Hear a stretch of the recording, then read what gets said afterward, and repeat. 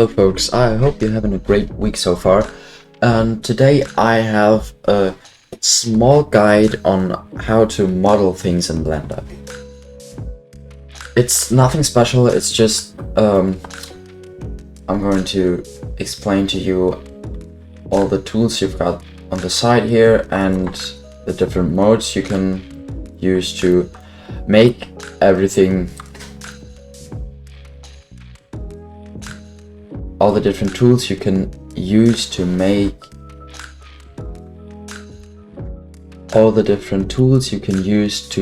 create and fulfill your dreams in Blender. At first I'm going to start with the basic shortcuts you have. If you can't memorize them yet, I'll leave them in the description. At first, you've got the standard ones, which are basically Control and Z to undo everything you did, and Control Y to redo everything you did. You also can do that by pressing Edit and click that here, and you also got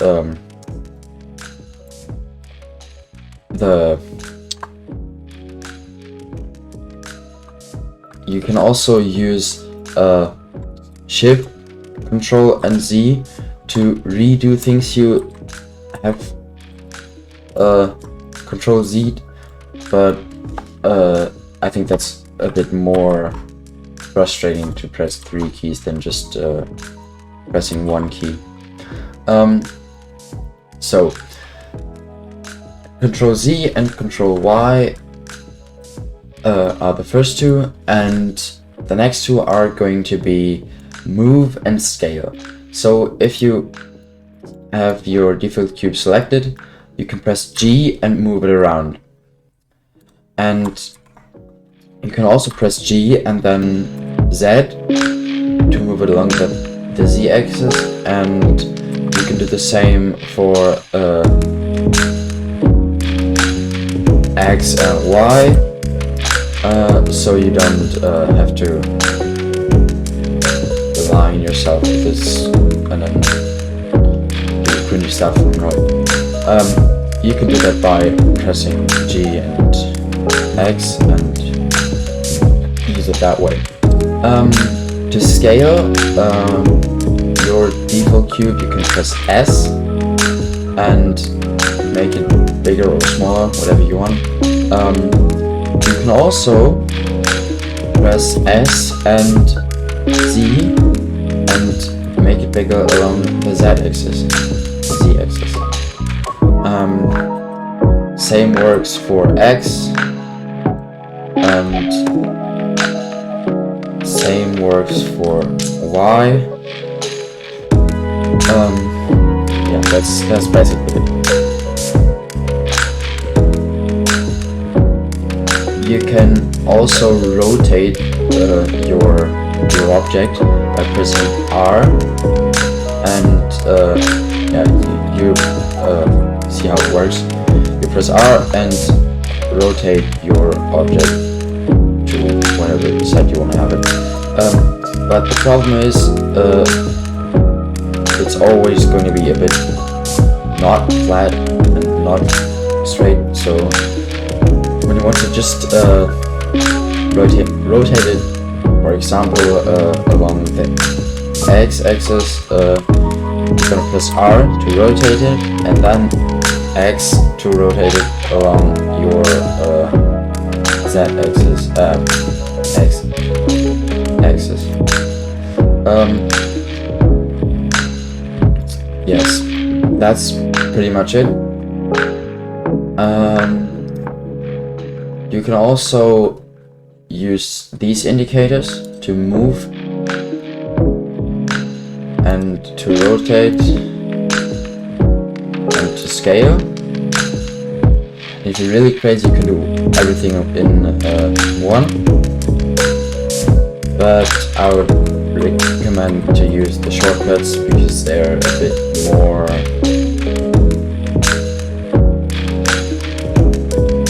usable. Yes, you can switch to the edit mode up here, which allows you to model a bit more detailed than the object mode. You can also do that by pressing tab on your keyboard. If you press tab, it's always going to send you to the edit mode and back to the mode you were previously. So if I'm going to scroll mode and press tab, I'm in the edit mode, and after that I'm back in the scroll mode. So yeah, that's basically it. You can select things in the edit mode. For example, you can select single edges, and by pressing 1 on your keyboard, you see you turn the selection bar up here to the vertex, and you can select these little dots here in the corners and move them around. And scale is a bit useless because you don't have anything to scale, but you could if you want. Yeah. If you press 2 on your keyboard, you see here you can select now edges, and these edges you can move them, and you can scale them, and by doing that you can just yeah, for example,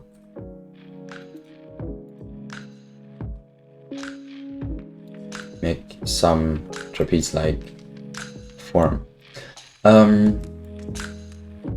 You can also press 3, and now you're able to select faces. For example, this top one here, you can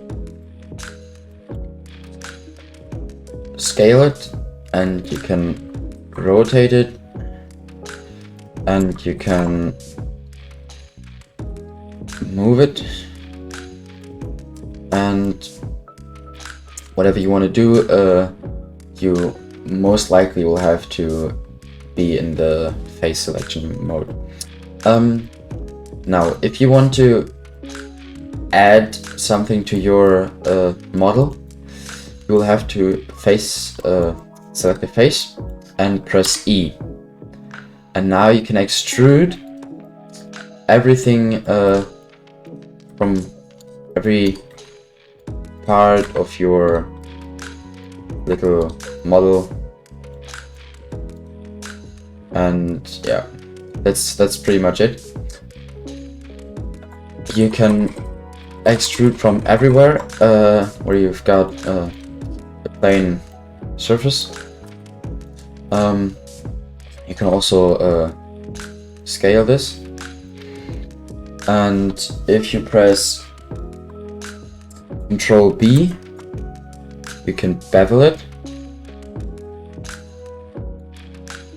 and by this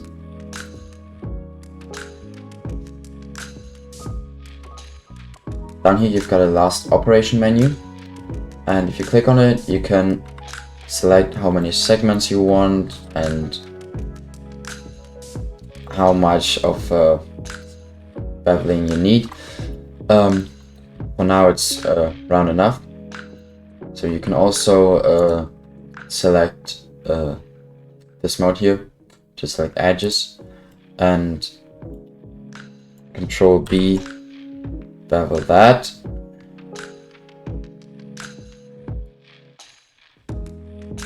and now it's completely round. And if you play with the width and the offset, you can just yeah, align that with whatever you're doing. Next we have the Loopcut, and if I want to just extrude half of this surface, I'm going to press Ctrl R, and you see there's this indicator that indicates where I want to cut my model. I'm not really cutting it, I just split it into 2 parts, and after I did this I can extrude one part and leave the other. That's extremely important when you're modeling not a small size but big size. So you can, example, it's this, and now Control B, and no, I'm not allowed to do this.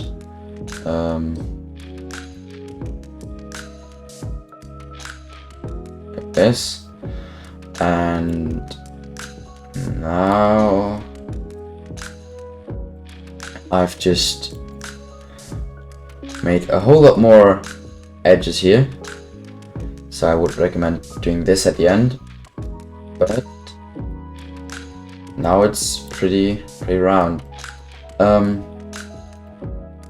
If you want to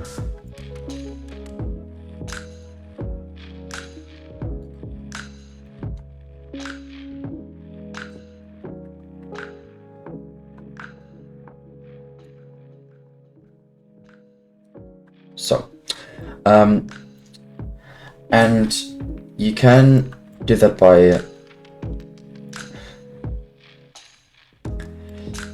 you can split your cube or your model, whatever, by using the Loopcut, and like I did it 2 minutes ago, you can add Loopcuts with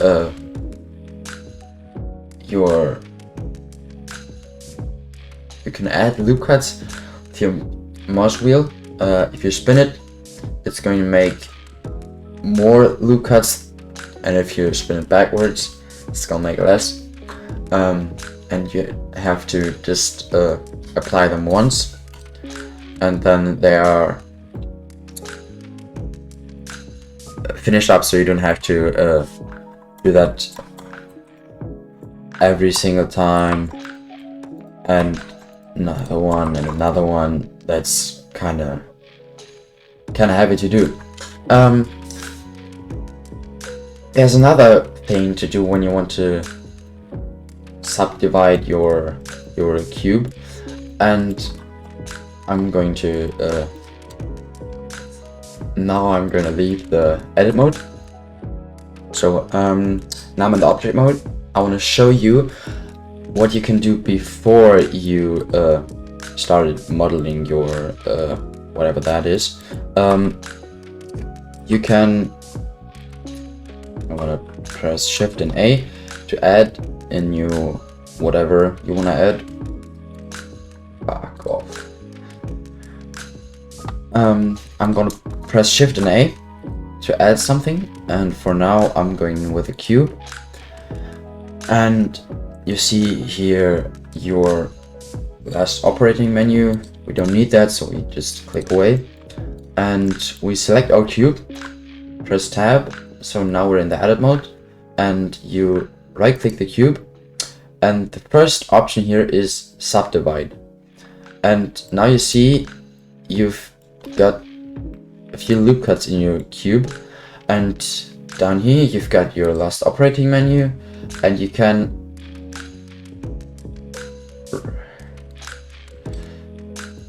tell them how many cuts you want to have in your little cube.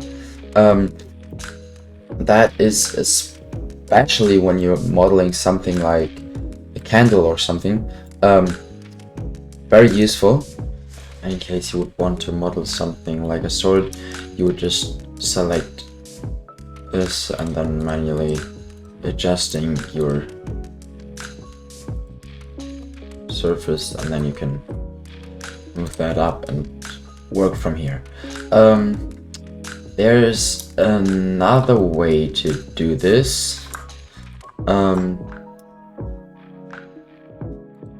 Simply by selecting one surface and then going in and insert it to the degree where you want to have it, and then you can just extrude from there. so you don't have to Loopcut the whole thing and go on and on. Yeah, I doubt that you could just do that with this. Yeah, you see it just starts becoming a weird shape, but it's useful. You can use it like this to make something even more skyscraper like. You can also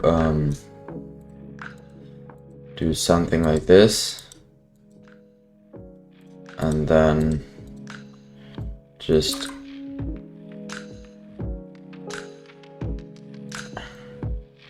go backwards so it's inside your element.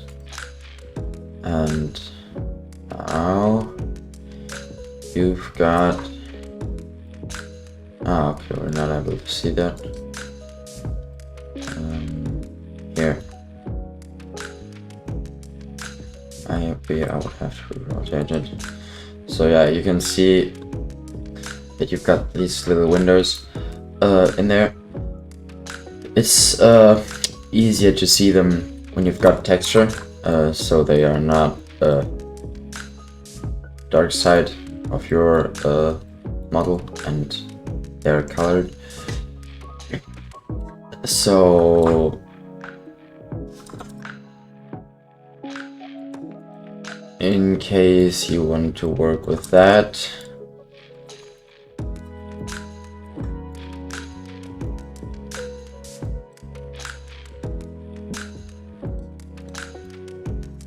you now know how it works.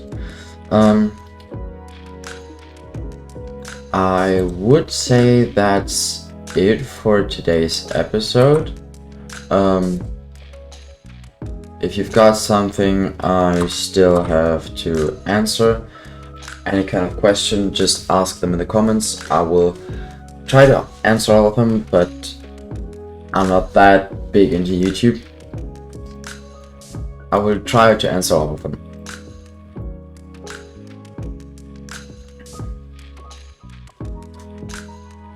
And with that, I want to close up this mini guide on modeling.